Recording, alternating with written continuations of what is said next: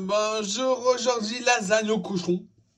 Alors, il vous faut du porc maigre. Moi, je l'achète quand il est en promo, à 3-4 € à peu près. Et je le portionne en 750 grammes pour faire ma charcuterie, des gratins. Ensuite, la sauce tomate, bah c'est pareil, ça sort du congèle. Je prends, depuis que je sais faire le ketchup, je l'ai fait le double de la recette normale. Alors à peu près autant que la viande. Ici c'est 800 grammes de sauce. Ici on a juste à faire une espèce de béchamel mornay. Pendant que les ingrédients congelés se décongèlent, on fait dans un petit plat, on met de la maïzena, du lait froid suffisamment pour la diluer. On fouette jusqu'à ce qu'il n'y ait plus rien au fond, plus de grumeaux.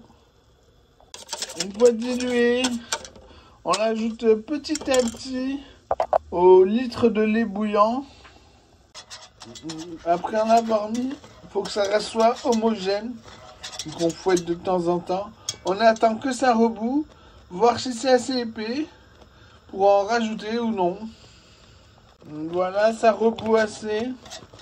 Et on voit que c'est assez épais. On peut éteindre le feu. Puis on y ajoute 220 grammes de d'emmental râpé.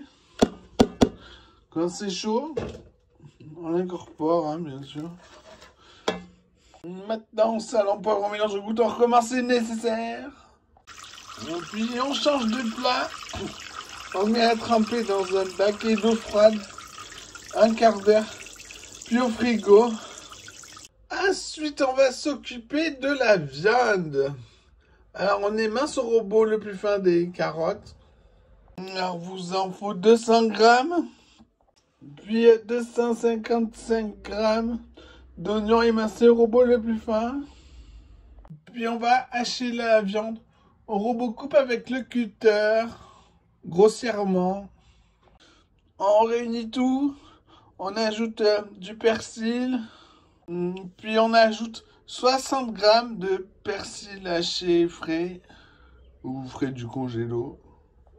Voilà, en ajoutant cette garniture aromatique, le porc devient savoureux.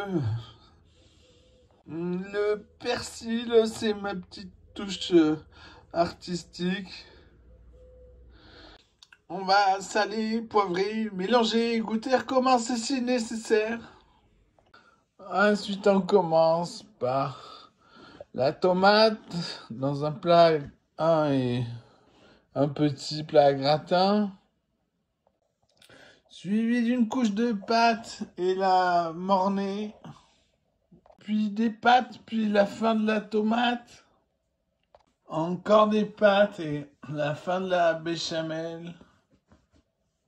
Ensuite, du fromage râpé de l'emmental à cuire le lendemain.